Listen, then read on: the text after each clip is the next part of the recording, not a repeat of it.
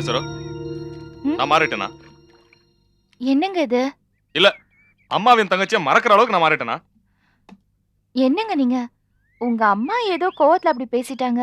அத போய் நீங்க பெருசா எடுத்துக்கிறீங்களே. சரி இதை சொல்லு, நான் என்ன பொண்டாட்டி தாசனா? ஆ. இப்ப என்ன சிரிப்பு?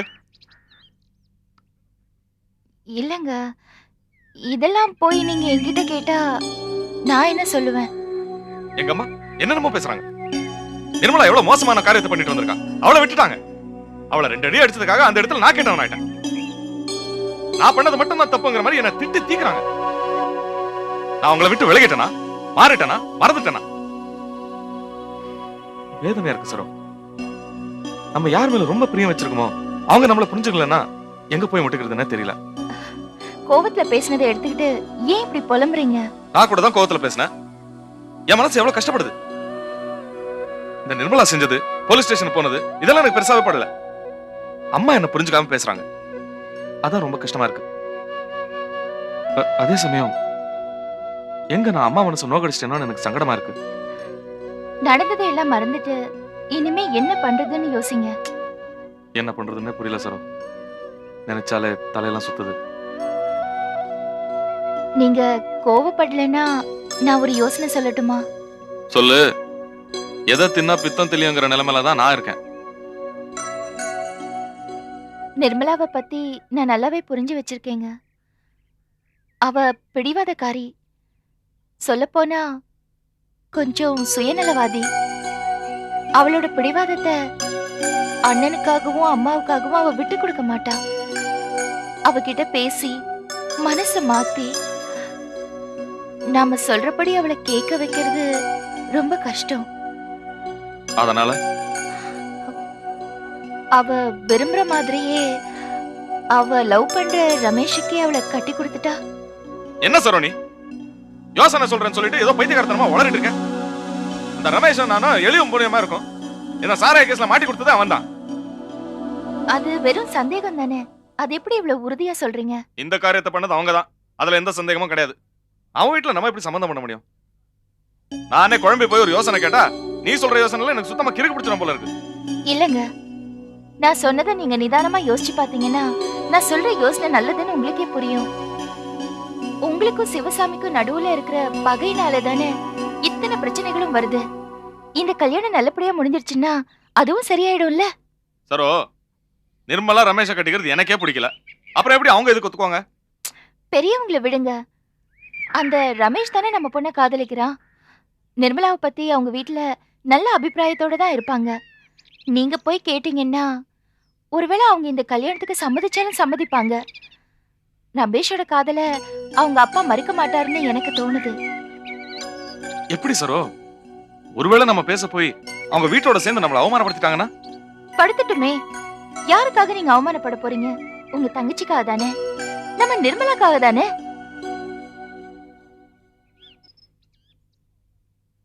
இது பாருங்க, நிர்மலா ரொம்ப தெளிவா சொல்லிட்டா. அவ அவளோட முடிவுல இருந்து மாறதா இல்ல. அது மட்டும் இல்ல, மாப்பிள்ளை வீட்டுக்காரங்க ஒரு தடவை நம்ம வீட்டுக்கு வந்துட்டு போயிட்டாங்க. இதுக்கு மேலேயும் நீங்க அவளுக்காக ஒரு சம்பந்தத்தை தேட முடியுமா? அப்படி நீங்க தேடினாலும் அவதான் இதுக்கு ஒத்துக்குவாளா? கொஞ்சம் யோசிச்சு பாருங்க. நம்மளோட பிடிவாதம், தயக்கம் இதெல்லாம் மறந்துட்டு நிர்மலாக்காக ஒரு தடவை முயற்சி பண்ணி பாப்போமே. நீ சொல்றதும் சரிதான். அப்பா, ஒத்துக்கிட்டீங்களே, அதுவே சந்தோஷமா இருக்கு. நீங்க உடனடியா அத்தையையும் நிர்மலாவையும் பார்த்து அவங்கள நீங்க சமாதானப்படுத்துங்க. சரி. அப்படியே நிர்மலா கிட்ட அவளுக்கும் ரமேஷ்க்கும் இருக்கிறது உண்மையான லவ்வான்னு தெளிவா கேட்டு தெரிஞ்சுக்குங்க. அதுக்கப்புறம் சிவசாமி கிட்ட போய் நாம பேசுவோம். சரி, போலாம். நீயும் கிளம்பு. ம்.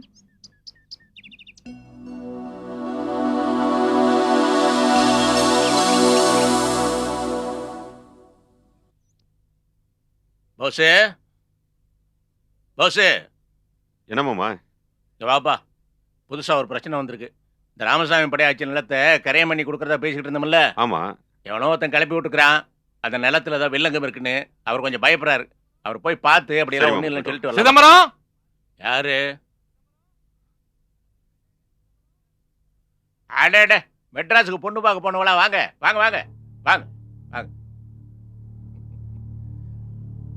வாங்க. என்ன பொண்ணெல்லாம் பாத்தீங்களா? பொண்ணு நல்லாவே பார்த்தோம். வாங்க வாங்க உள்ள உட்காந்து பேசுங்க. வாங்க வாங்க வாங்க வாங்க அப்படி இருங்க. உட்காருங்க. வாங்க உட்காருங்க. தானா இவங்க எல்லாம் வந்திருக்காங்க பாரு. குடிக்க தண்ணி எல்லாம் கொண்டா. ஆமா பெரியவர் வரல? பட்ட அசிங்கத்துக்கு அவர் எப்படி இங்க வருவாரு? ஏ அங்க ஏதாவது பிரச்சனையா? அங்க எல்லாமே பிரச்சனையா தான் இருக்கு. இப்படி ஒரு குடும்பத்தை எப்படிங்க தேடி புடிச்சு சம்மதம் பண்ணீங்க?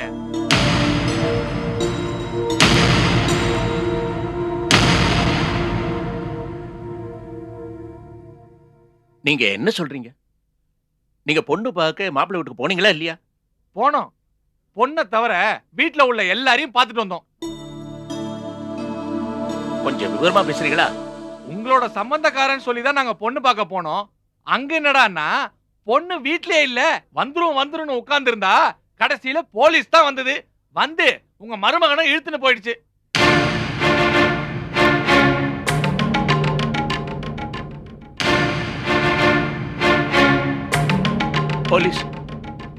போலீஸ் வந்து என் மருமகனை இழுத்துட்டு போச்சா?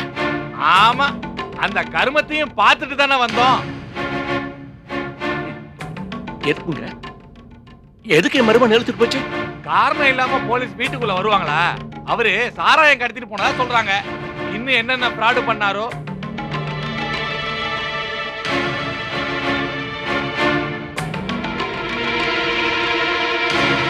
இல்ல இல்ல இதுல நிச்சயமா ஏதோ தப்பு நடந்திருக்கு.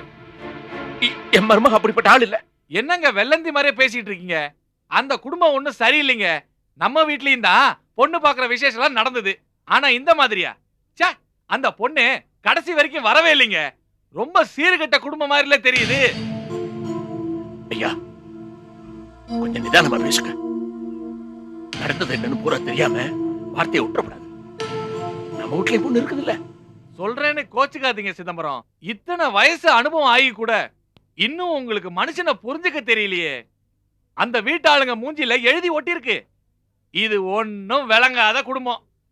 எப்படிதான் அங்க போய் நீங்க மாட்டிக்கிட்டீங்களோ? நிறுத்தியா? போதுன்னு பார்த்தா வாய்க்கு வந்து அப்படி பேசிக்கிட்டே போறேன். உனக்கு இந்த குடும்பத்தை பத்தி என்னையா தெரியும்? அங்க போய் 1 மணி நேரம் இருந்திருப்பியா? அதுக்குள்ளே என்னமோ இந்த குடும்பத்தை கரைச்சு குடிச்ச மாதிரி பேசுறேன்.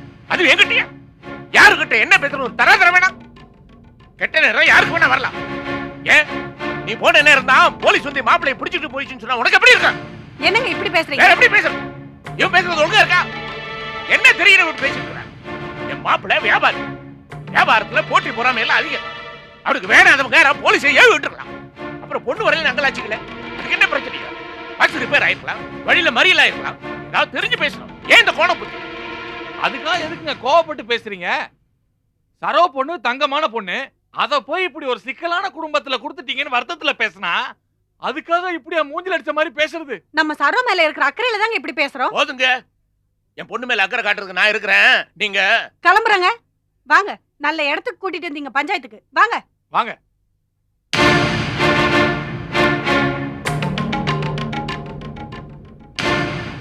அப்பா, என்னப்பா இது?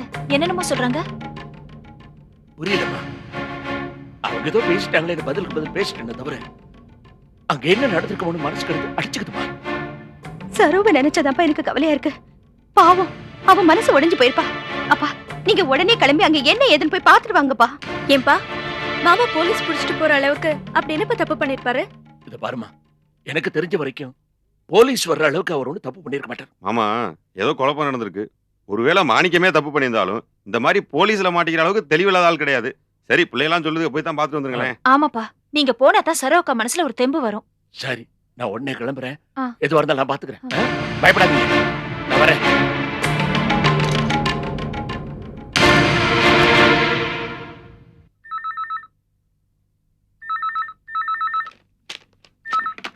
ஹலோ சுந்தரம், நான் தான் சிதம்பரம் பேசுறேன்.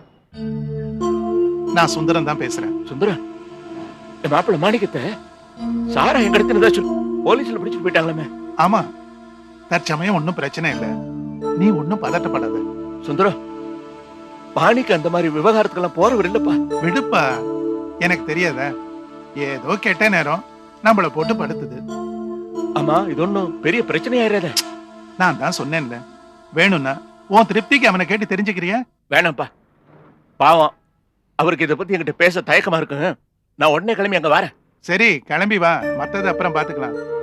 மேற்கொண்டு என்ன பண்ணுங்கிறதுக்கு லாயரை வர சொல்லியிருக்கேன். ஆமா, உனக்கு இந்த விஷயம் எப்படி தெரிஞ்சிச்சு? அங்க மாணிக்க தங்கச்சிய பொன்பாக்க இந்த ஊர்ல ஒருத்தர் போயிருந்தாரு.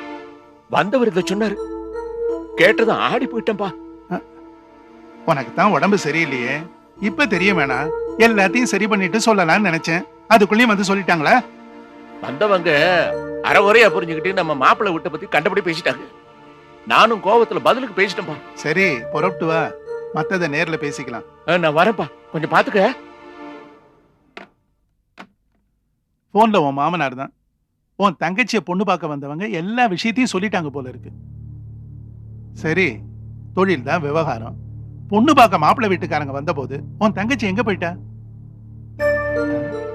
என்னப்பா கேட்டுட்டே இருக்கேன், பதில் சொல்லாம இருக்கேன்? இல்லையா, இந்த கல்யாணத்துல அவளுக்கு விருப்பம் இல்லைங்கிறது முதல்லயே சொல்லிட்டா. நான் தான் அவளை கட்டாயப்படுத்திட்டேன். அதுக்காக மாப்பிள்ளை வீட்டுக்காரங்க வந்திருக்கும் போது வீட்டுக்கு வராம இருந்தா எப்படிப்பா? என்ன பிள்ளை வளர்த்திருக்காங்க. சேச்சே, இப்ப எவ்வளவு அசிங்கமா போச்சு. இல்லையா, அவளுக்கு பிடிக்கலனாலும் காலேஜ் முடிச்சு நேரா வீட்டுக்கு வரதா தான் இருந்திருக்கா. கூட பிடிக்கிற பிள்ளைங்க தான் ஏதோ சொல்லி மனசுக்கு எடுத்துருக்குதுங்க. அட போப்பா, உன் தங்கச்சிக்கு எங்க போச்சு புத்தி? மத்தவங்களை குறை சொல்லி என்ன பிரயோஜனம்? சரி விடு, உன் தங்கச்சி பண்ண தப்புக்கு நீ என்ன பண்ணுவ? ஆமா, அதே நேரத்துல லாரியில சாராயம் இருந்துச்சுன்னு எப்படி போலீஸ் பிடிச்சிட்டு போனாங்க? அது வந்து என்ன தயங்குற? எதுவா இருந்தாலும் சொல்ல வந்ததை தெளிவா சொல்லு. ஏன்னா மாட்டிக்கிட்ட பிரச்சனையில இருந்து நாம வெளியில வரணும்ல. இல்ல, மார்க்கெட்ல தொழில் போட்டி, அதனால தான் யாரோ மாட்டி விட்டுருக்காங்க. மாட்டி விட்டாங்கன்னா யாரு? எனக்கு எதிரின்னு யாரும் பெருசா இல்ல. எனக்கு சந்தேகம்லாம் சிவசாமியும் ரமேஷ் மேலேயும் தான். சரி, அப்படியே இருக்கட்டும். எப்படி ஏதுன்னு விசாரிச்சியா? இனிமே தான் விசாரிக்கணும். பழனி, இங்க வா. இந்த இத ரிஜிஸ்டர் போஸ்ட்ல அனுப்பிச்சிரு. சரிங்க. நீ போ. சரிங்க. சரி மாணிக்கம், நடந்தது நடந்து போச்சு. இத பத்தி பேசி பிரயோஜனம் இல்லை. சிவசாமி மேல உனக்கு சந்தேகம் இருக்கிறது கரெக்ட் தான். ஆமா, நமக்கு தெரியாம நம்ம லாரியில அந்த மாதிரி சரக்கை எப்படி ஏத்தினாங்க? அதான் எனக்கும் புரியல. சரக்கு ஏத்தும் போது செல்வம் கூடிய இருந்திருக்கான். அவன் இருந்தா எப்படி தப்பு நடந்துச்சுன்னு எனக்கு புரியல. ஆமா, இந்த பழனி எப்படி நல்லவனா? இவன் நல்ல டைப் தான். அதோட சிவசாமியோட இவன் லிங்க் வச்சுக்கிறதுக்கு சான்ஸே இல்லை. ஏன்னா அவங்க விரட்டி விட்டு தானே நம்ம கிட்ட வந்து சேர்ந்தான். மாணிக்கம், தொழில கெட்டிக்காரத்தனம் மட்டும் இருந்தா பத்தாது. எதிரிகளை சமாளிக்கிற திறமையும் வேணும். அதுதான் நமக்கும் நல்லது. ஐயா, நான் கொஞ்சம் வீட்டுக்கு போயிட்டு வந்துடுறேன். காலையில நடந்த விஷயத்த பேசுனதுல அம்மா கொஞ்சம் வருத்தமா இருக்காங்க. நான் போய் பார்த்தா கொஞ்சம் ஆறுதலா இருக்கும்.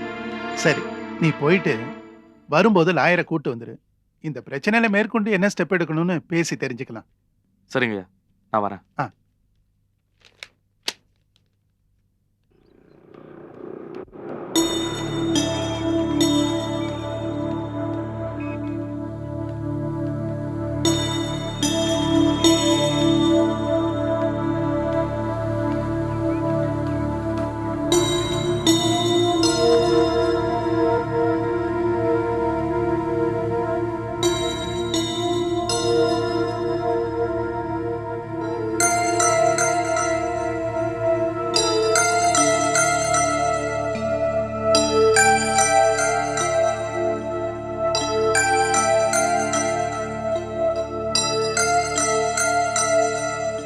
அம்மா, நிர்மலா,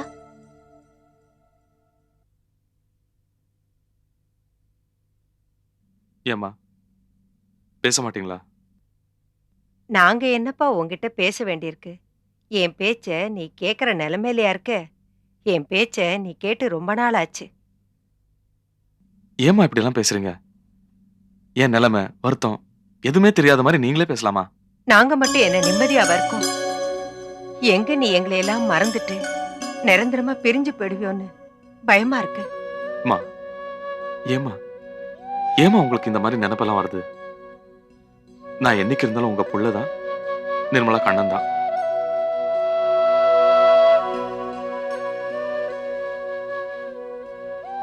இந்த பிரச்சனை எல்லாம் ஒரு மனுஷனை எவ்வளவு பாதிக்கும்னு உங்களுக்கு தெரியாதா?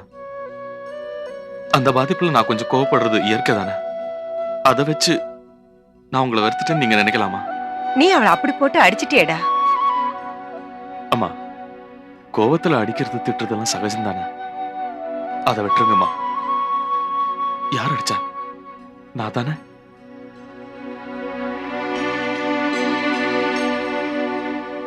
நிர்மலா, இங்க வாமா.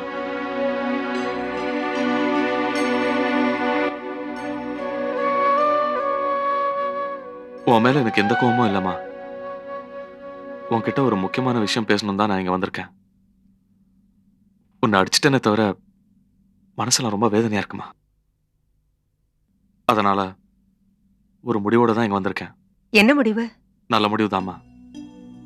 நிர்மலா, நீ விரும்புறவனையே உனக்கு கல்யாணம் பண்ணி வைக்கிறது தான் நல்லதுன்னு எனக்கு தோணுது.